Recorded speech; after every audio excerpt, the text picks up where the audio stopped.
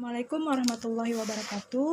Perkenalkan, nama saya Dewi Nurmala, NIM 19 14 20 132 dari kelas Perbankan Syariah D semester 2 bersama dua rekan saya yaitu Sapila Mutia Hilwa dengan NIM 19 14 20 131 dan Nisa Sofiatul Adawiyah dengan NIM 19 14 20 153. Kami dari kelompok 4 akan membahas mengenai Bank BRI Syariah. Saya sendiri akan membahas mengenai gambaran umum Bank BRI Syariah.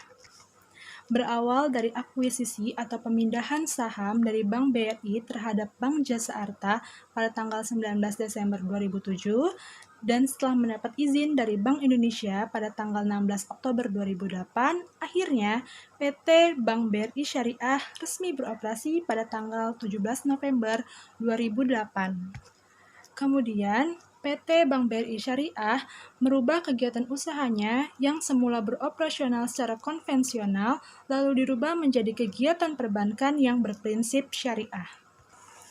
2 tahun lebih PT Bank BRI Syariah hadir mempersembahkan sebuah bank retail modern terkemuka dengan layanan finansial sesuai dengan kebutuhan nasabah dengan jangkauan termudah dan melayani serta menawarkan beragam produk sesuai harapan dan berprinsip syariah. Kehadiran PT Bank BRI Syariah di tengah-tengah industri perbankan nasional dipertegas oleh makna pendir cahaya yang mengikuti logo perusahaan. Logo ini menggambarkan tuntunan dan keinginan masyarakat terhadap sebuah bank modern sekelas PT Bank BRI Syariah ini yang mampu melayani masyarakat dalam kehidupan modern. Saat ini PT Bank BRI Syariah menjadi ketiga terbesar berdasarkan aset. Bank ini tumbuh dengan pesat baik dari segi aset, jumlah pembiayaan, maupun dari perolehan dana dari pihak ketiga. Visi dari Bank BRI Syariah, apa sih visi dari Bank BRI Syariah? Visi dari Bank BRI Syariah adalah menjadi bank retail modern terkemuka dengan beragam layanan finansial sesuai dengan kebutuhan nasabah dengan jangkauan termudah untuk lebih bermakna. Sedangkan untuk misinya adalah yang pertama, memahami keragaman individu dan mengakomodasi beragam kebutuhan finansial nasabah. Yang kedua, menyediakan produk dan layanan sesuai dengan prinsip syariah. Yang ketiga, menyediakan akses ternyaman melalui berbagai sarana kapanpun dan dimanapun. Lalu yang terakhir, memungkinkan setiap individu untuk meningkatkan kualitas hidup dan menghadirkan ketentraman pikiran. Untuk pembagian tugasnya, di Bank BRI Syariah ada pertama, pimpinan cabang pembantu, kedua unit head, ketiga account officer, lalu brandly operation supervisor, lalu teller, dan yang terakhir adalah customer service. Untuk selanjutnya akan dibahas oleh saudari Sapila Mutia Hilwa. Baik, di sini saya akan menjelaskan mengenai produk Bank BRI Syariah. Di dalam produk Bank BRI Syariah ini ada apa saja sih? Yang pertama itu adalah tabungan BRI Syariah. Tabungan BRI Syariah ini tabungan simpanan untuk memudahkan perorangan dalam proses transaksi kehidupan sehari-hari. Yang kedua itu adalah tabunganku BRI Syariah. Tabunganku BRI Syariah ini menggunakan akad wadiyah yat damana. Yang ketiga itu adalah tabungan impian BRI Syariah. Tabungan impian BRI Syariah ini menggunakan prinsip bagi hasil yang untuk melakukan impian yang terencana dan pengelolaan dananya itu menggunakan syariah dan dilindungi oleh asuransi. Yang keempat itu adalah tabungan haji. Tabungan haji ini tabungan khusus untuk ibadah haji dan tidak bisa diambil dalam sewaktu-waktu. Yang kelima itu deposito BRI Syariah. Deposito BRI Syariah ini adalah merupakan deposito BRI Syariah ini merupakan investasi kepada deposan dengan mata uang tertentu. Yang ketujuh yaitu adalah giro Bank BRI Syariah. Giro Bank BRI Syariah ini adalah simpanan untuk kemudahan berbisnis dengan menggunakan sistem akad wadiyah yat damana yang penarikannya itu menggunakan cek, giro ataupun biliar. Yang ketujuh itu pembiayaan pengurusan haji. Biaya pengurusan haji ini menggunakan akad qard dan akad ijro. Akad ini adalah pembiayaan yang diberikan kepada BRI Syariah kepada nasabah sebagai dana untuk mendapatkan booking seat untuk melakukan ibadah haji.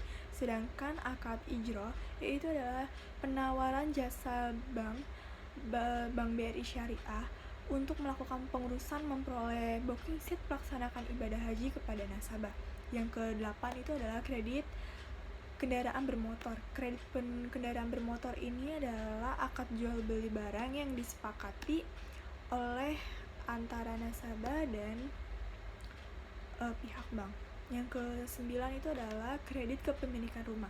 Kredit kepemilikan rumah ini adalah kepemilikan rumah kepada perorangan untuk memperoleh sebagai atau keseluruhan kebutuhan akan hunian dengan menggunakan prinsip jual beli murabahah.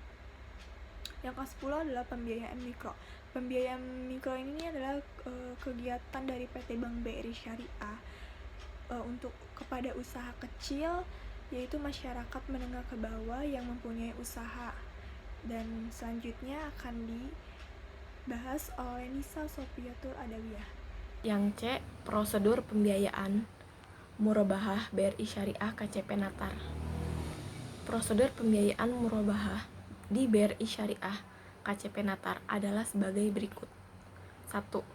Anggota mengajukan permohonan pembiayaan murabahah dengan melengkapi berkas-berkas permohonan.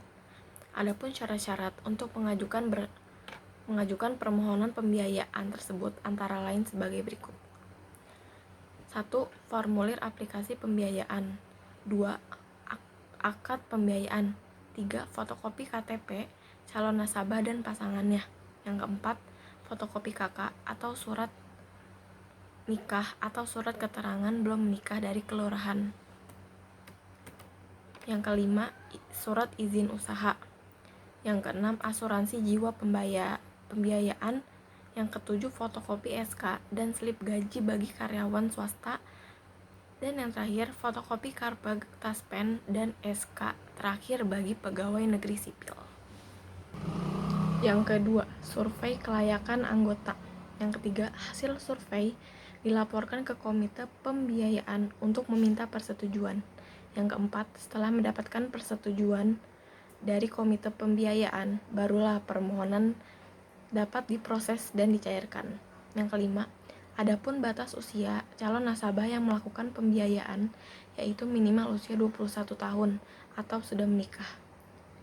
Untuk usia lebih besar atau sama dengan 18 tahun dan untuk maksimal usia 65 tahun pada saat akhir waktu jangka pembiayaan.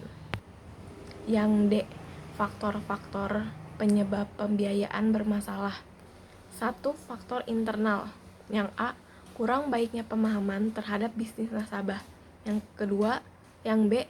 Kurang dilakukan evaluasi keuangan nasabah. Yang C. Proyeksi penjualan terlalu optimis. Yang D. Lemahnya supervisor dan monitoring. Yang kedua, faktor internal. A. Kapasitas usaha yang dijalankan oleh nasabah menurun. Yang B. Sulitnya mendapatkan bahan baku. Yang C. Iklim atau pengaruh musim. Yang D. Fluktuasi harga pasar tidak seimbang dengan kos produksi. Yang E. Piutang tak tertagih. Yang F. Tujuan pembiayaan tidak sesuai dengan pembayaran. Sekian dari kelompok kami, kurang lebihnya mohon maaf. Wassalamualaikum warahmatullahi wabarakatuh.